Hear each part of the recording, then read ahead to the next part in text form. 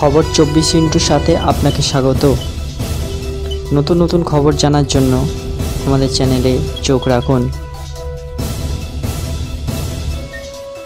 নমস্কার দর্শক বন্ধুরা, স্বাগত আমাদের এই চ্যানেলে। নারীদের আর্থিক ক্ষমতায়নের জন্য রাজ্য এবং কেন্দ্র সরকারের একাধিক প্রকল্প রয়েছে।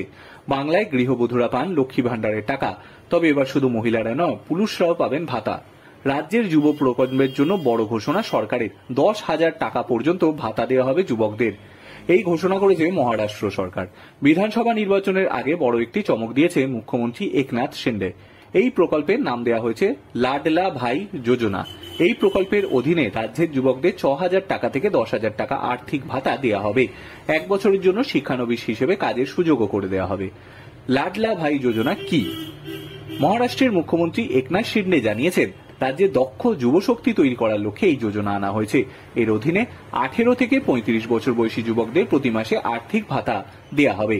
কারা পাবেন এই প্রকল্পের সুযোগ এবং সুবিধা? 18 থেকে 35 বছর বয়সী বেকার যুবকরা এই আর্থিক ভাতা পেতে পারেন। দ্বাদশ শ্রেণী পাশ করে যুবকদের প্রতি মাসে 6,000 টাকা ভাতা দেওয়া হবে। যাদের ডিপ্লোমা ডিগ্রি রয়েছে তারা মাসে 8,000 টাকা করে ভাতা পাবেন। স্নাতক পাশ যুবকদের প্রতি মাসে 10,000 টাকা ভাতা দেওয়া হবে। যুবকদের রাজ্যের বিভিন্ন কারখানায় শিক্ষানবিশ হিসেবে কাজ করার সুযোগও করে দেওয়া হবে। এক্ষেত্রে আবেদনকারীকে অবশ্যই মহারাষ্ট্রের বাসিন্দা হতে হবে এবং রাজ্যেই কাজ করতে হবে।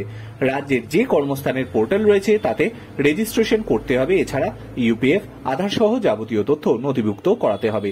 Bureau report.